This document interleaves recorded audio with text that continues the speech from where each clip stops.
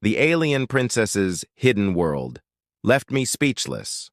What I found, There Changed Everything, Part 1.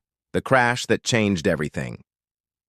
Captain Marcus Stone never expected his routine cargo run to the outer rim to end with him face first in purple sand, his ship's alarm system screaming like angry cats. The Wanderer had taken critical damage from an unexpected meteor shower, forcing an emergency landing on Kythera Prime, a planet that wasn't supposed to exist according to his star charts.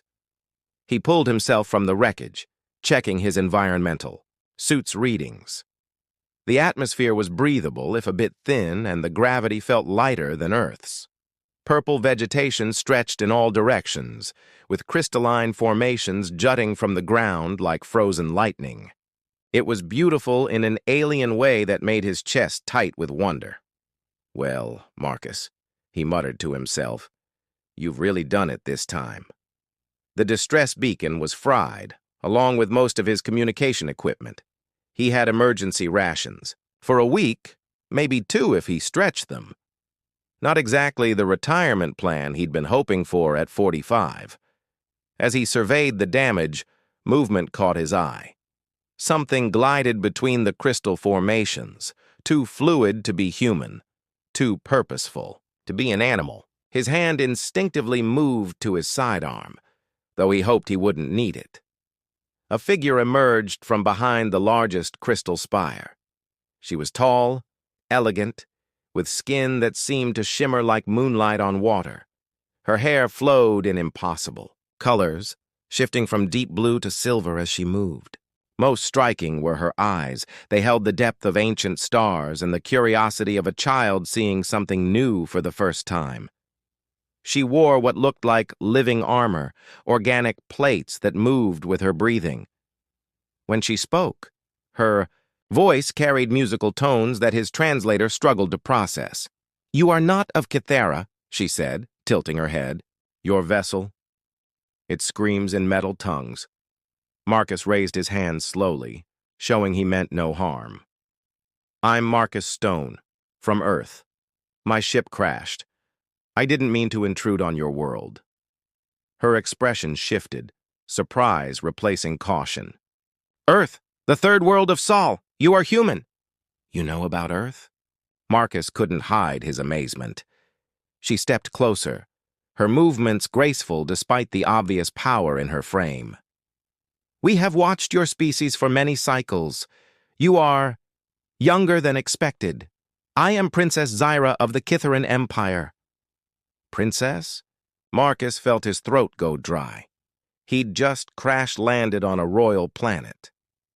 "I should probably bow or something, shouldn't I?"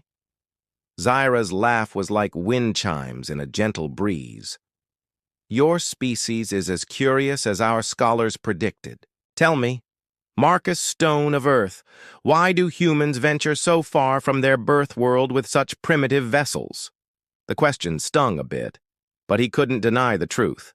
Human technology was impressive by their standards, but compared to her, organic armor and the crystal formations that seemed to hum with energy, they were practically banging rocks together. "Because we have to," he said simply. "It's who we are. We see something new and we need to understand it. We see a challenge, and we need to overcome it, even if our ships are held together with spare parts and stubbornness." Zyra studied him. For a long moment, her star-deep eyes searching his face. "Perhaps," she said slowly, "you are exactly what we have been waiting for." Before Marcus could ask what she meant, the ground beneath them began to glow with the same ethereal light as her armor. The hidden truth beneath. The ground's glow intensified, and Marcus felt a strange tingling sensation through his boots. Zyra placed her hand on one of the crystal formations, and suddenly the landscape around them shifted like a living hologram, being adjusted. "What you see is not what is," Zyra said, her voice taking on a formal tone. "Kythera Prime is more than a world, Marcus Stone. It is a sanctuary, a prison, and a test all at once." The purple vegetation faded away, revealing structures. That took Marcus's breath away. Massive spires twisted into the sky like DNA helixes made of living metal and light. Gardens floated in midair, connected by bridges that seemed to be made of crystallized water. Cities spread across floating platforms, their architecture flowing like music made solid. "This is impossible," Marcus whispered, then caught himself. "I mean, it's incredible. Your technology is beyond anything we've imagined." Zira's expression grew sad. "Technology, yes, but also our cage. Come, I will show you why your arrival changes everything." They walked toward the nearest spire, passing beings that looked similar to Zira, but with subtle differences in their luminescent skin patterns and the colors that flowed through their hair. They all stopped to stare at Marcus, their expressions ranging from curiosity to what he hoped wasn't hunger. "Your people seem surprised to see me," Marcus observed. "They have never seen a human in person. We have watched your species from afar, studied your broadcasts, your art, your conflicts, but we have never made contact." Zira paused at the base of the spire, where symbols glowed in response to her presence. "We were forbidden." Forbidden by whom? The spire opened without doors or mechanisms Marcus could understand, revealing an interior that defied physics. They were somehow moving upward, but he felt no acceleration, no movement at all. It was like the universe was gently repositioning itself around them. "By the hegemony," Zira said, her voice carrying centuries of pain. "An alliance of ancient species who believe younger races must be contained until they prove themselves worthy. They placed us here as guardians and prisoners both. We watch over developing species, but we cannot interfere until they meet certain criteria." Marcus felt a chill that had nothing to do with the alien environment. "What kind of criteria?" They emerged into a vast chamber filled with what could only be called a galactic command center. Holographic displays showed star systems, ship movements, and what looked like surveillance data on dozens of species. His stomach dropped when he recognized one section, Earth and its surrounding systems, with human colonies clearly marked. "Species must demonstrate they can survive their own nature," Zira explained, her hand hovering over the Earth display. "Most destroy themselves with war, environmental collapse, or social implosion. Those that survive the Great Filter are gradually introduced to galactic society. And those that don't?" Zira's silence was answer enough. Marcus stared at the display showing human expansion into space, their struggling colonies, their conflicts over resources. "How long do we have?" "Your species stands at the threshold now.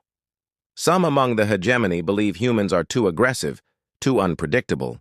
They want to guide your development more directly."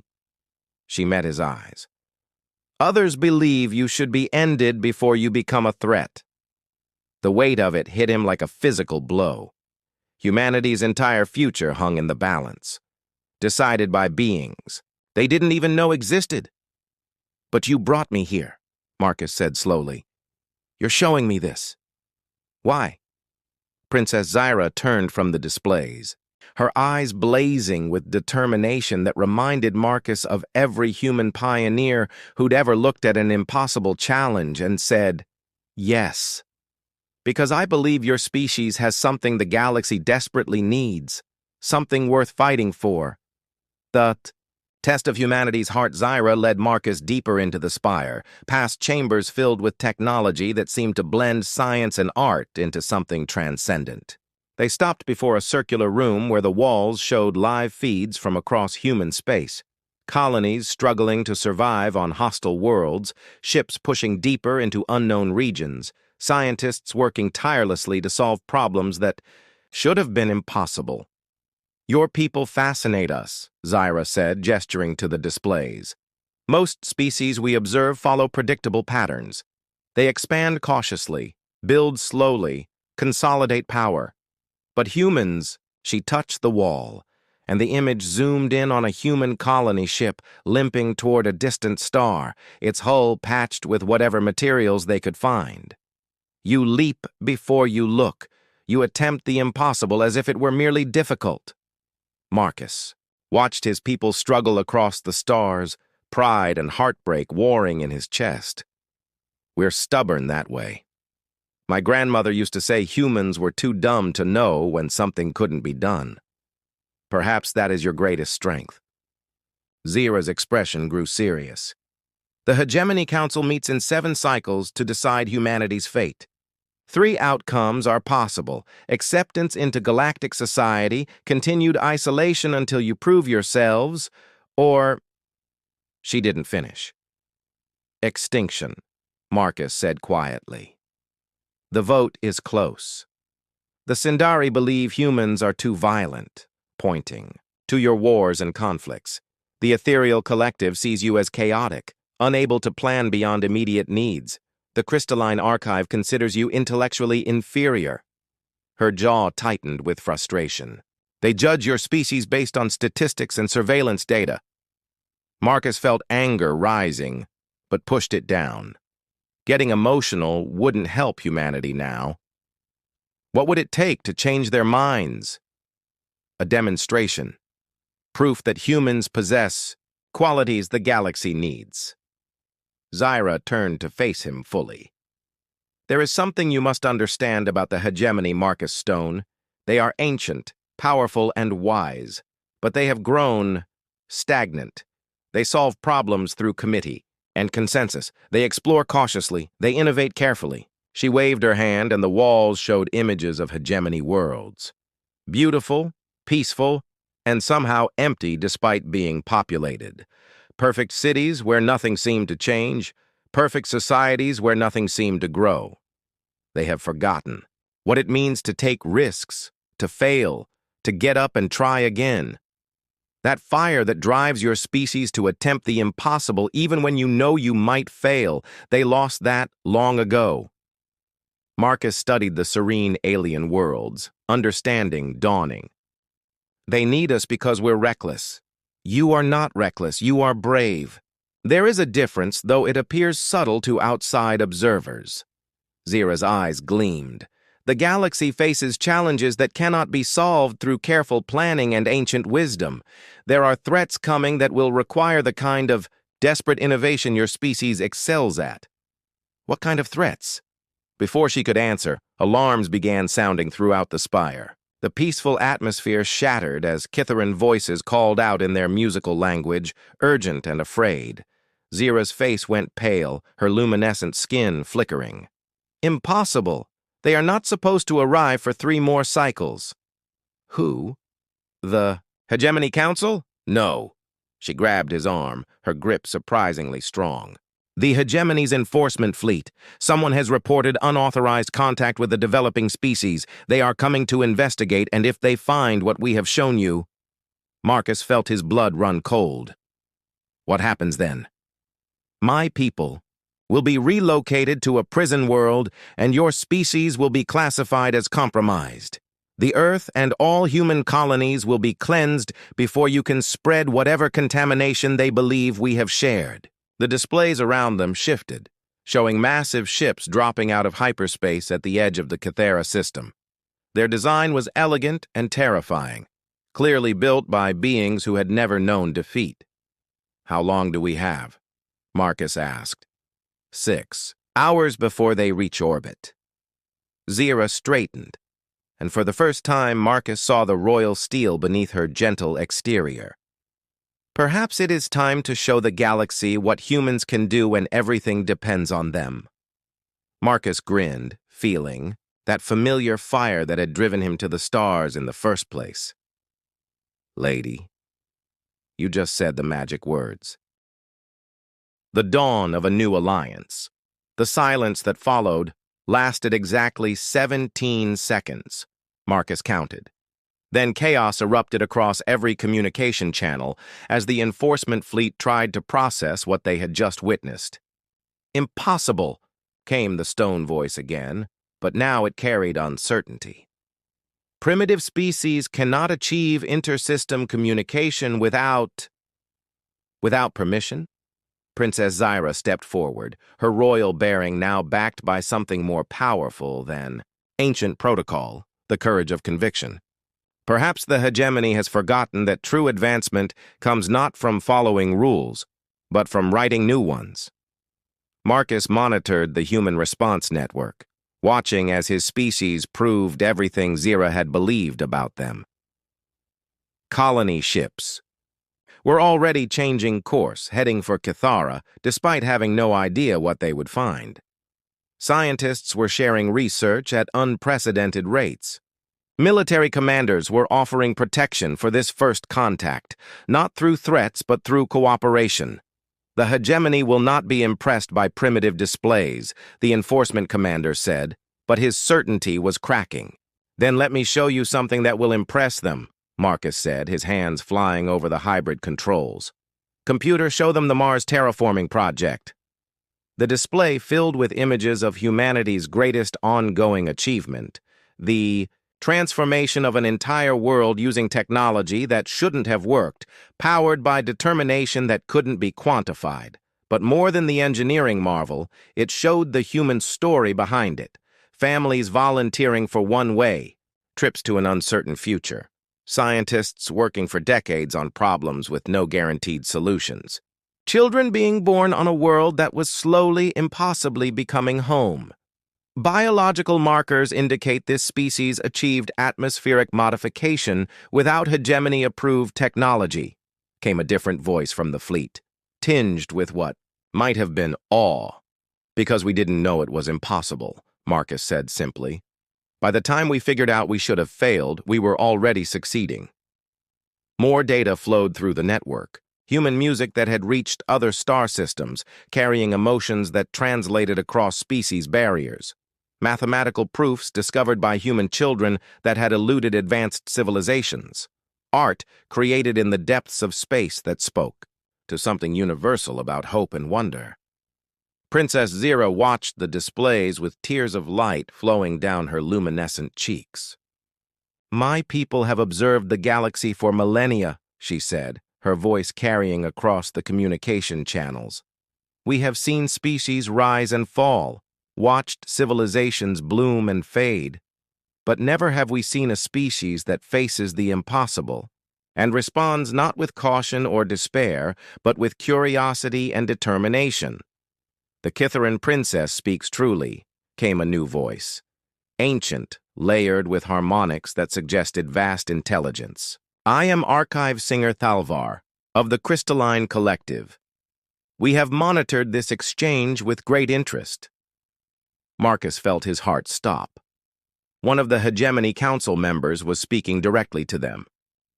Archive singer, Princess Zyra said. Formally, I present humanity as worthy of immediate recognition and alliance. Your presentation is unprecedented, Thalvar replied. The collective calculates a 97.3% probability that humanity will either destroy itself or the galaxy within the next standard millennium. Marcus opened his mouth to protest, but the archive singer continued. We also calculate a 43.7% probability that humanity will solve problems we have considered unsolvable for the past 10,000 cycles. The statistical paradox is fascinating. Another voice joined the conversation, this one flowing like liquid music. The ethereal collective concurs. Humanity's chaotic nature presents both grave risk and extraordinary opportunity. Then, perhaps, came a third voice, crystal clear and sharp as winter. It is time for the galaxy to embrace a little chaos. The enforcement fleet's formation changed, ships spreading from attack positions to what Marcus hoped was a more diplomatic arrangement. Through the spire's walls, he could see Kitharan ships rising from the floating cities, not weapons of war, but vessels of celebration. The Hegemony Council will convene immediately, Thalvar announced. Humanity will be granted provisional membership pending full evaluation. Princess Zyra of Kithara, your courage in initiating contact will be remembered. Captain Marcus Stone, of Earth, your species has exactly what the galaxy needs. "What's that?" Marcus asked, hardly daring to believe what he was hearing.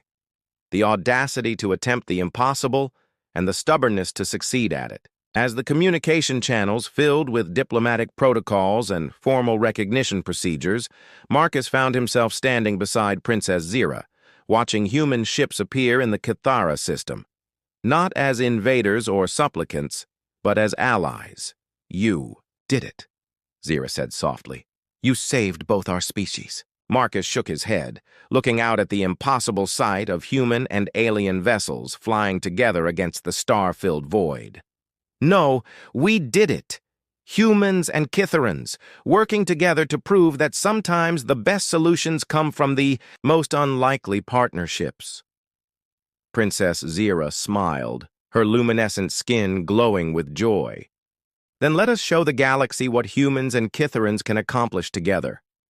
As the first joint human-alien exploration fleet prepared to launch toward the galactic core, Marcus couldn't help but grin.